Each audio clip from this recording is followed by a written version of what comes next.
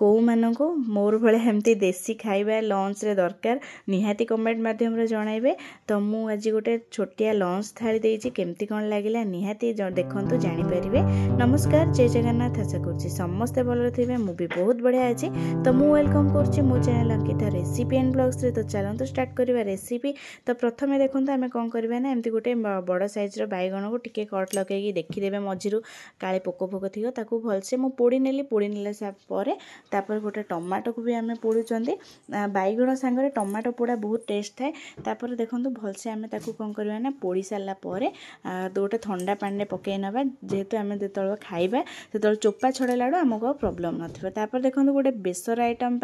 बड़ी भलसे मुझे भाजी देती टिके मीडियम फ्लेम रे बड़ी को कला कर भाजबेनि हल्का तार कलर चेंज है जाके भाजबे। तापर देखो से पेन रे मुझे अल्प तेल नेली जीरा सोरस फुटेदेली सोरस मसला देली सोरस मसला देला परे अल्प कषिगला मु देदेली ये हल्दी गुंड लंका गुंड लुण धनिया गुंड अल्प फ्राए हो सारापर देखो मु गोटे मीडियम साइज रो गोटे आलू को एमती लंबा लंबा काटिकी नहीं। तो बेसर आइटम आम जिते करती तो आलूर सेपटा एमती लंबा रखिले ही माने तरकार टेस्टा बहुत भल लगी थाए। तो देखूँ तापर टिके अधिका पानी नेली कहीं आम बड़ी पकेबा बड़ी अधिक सोक जेहेतु पानी करनी से आम टे अधिक पानी देती। तापर देखो ये आम डाली फुटेदेवा तापाई देखो मुझे कौन कली ना जीरा सोरस पकेली टिके सुखिला लंका देली तापर मो रसुण को एमती कौन करना रसुण को गोटे मीडियम साइज रसुण को कौन कली ना छेचिकी देदेली जेहेतु आम कोलथ डाली कर कोलथ डाली रे रसुण रो फ्लेवर बहुत बढ़िया थाए। तापर देखो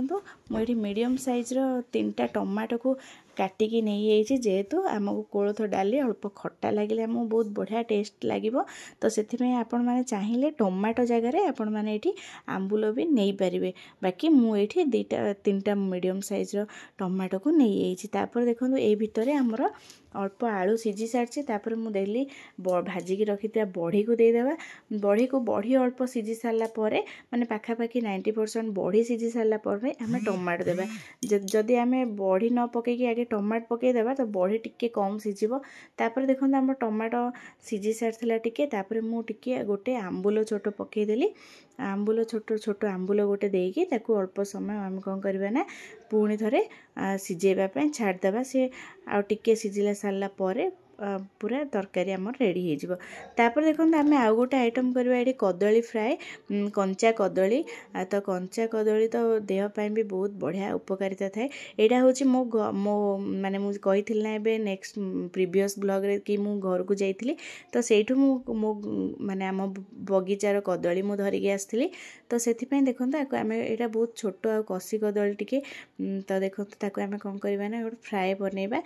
बहुत पतला पतला आम ताकू काटी नवा सब भलसे आपाई आम गोटे बेटर बनइबा जमती कि है बेसन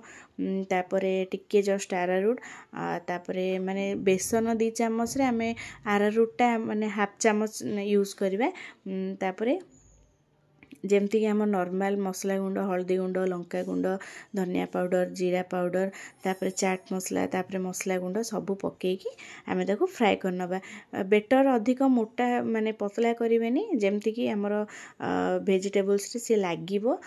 तो देखंतु तापर जदि आपण माने कदली को टिके बतरे माने भिजेकी अधिका समय रखिया को चाहूचंदी तापर आपण सेथि आपण माने कोन करिवे ना टिके पानी रे हळदी गुंड पकेले से कलर चेंज हबनी जेमती सेमती से पूरा फ्रेश होगी रहिबो। तापर देखो ये आमर कदली मु कौन कली ना फ्राए करनेली सब गुड़ा भलसे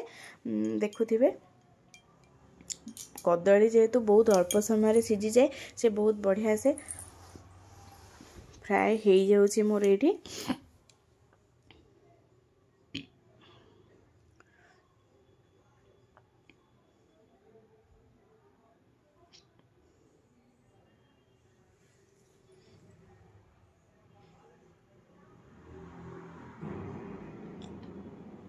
फ्राए है भितर तो मोर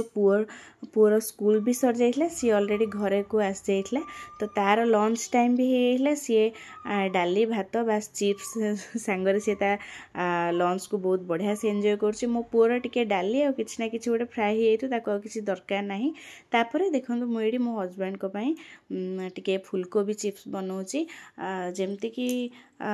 फूलकोबीर पकोड़ा भी अच्छी फूलकोबीर चिप्स भी अच्छी आपण मैंने मुझे चिप्स करुँची जमती कि मुझे चिप्स रे मोर टिके बेसन 2 चामच आ मैदा 1 चामच आरारुट हाफ चामच पकईची अदा रसुण पेस्ट लंका गुंड हल्दी गुंड मसला गुंड आपण मैंने जो मसला यूज करती दे पारे एटा ना मु कहबी माने जो मैंने भी नॉनवेज खाती भेज ओनली खाती से तो यहाँ चिकेन पकोड़ा टेस्ट रू किछि कम लगे मु कहबी एते बढ़िया टेस्ट थाए ना यार माने जमती कि आम चिकेन पकोड़ा माने खाइले जमती टेस्ट थाए यहाँ भेज रे मु कहबी चिकेन पकोड़ा कहबारे किछि माने भूल हेबनी या तो देखो ये आम मीडियम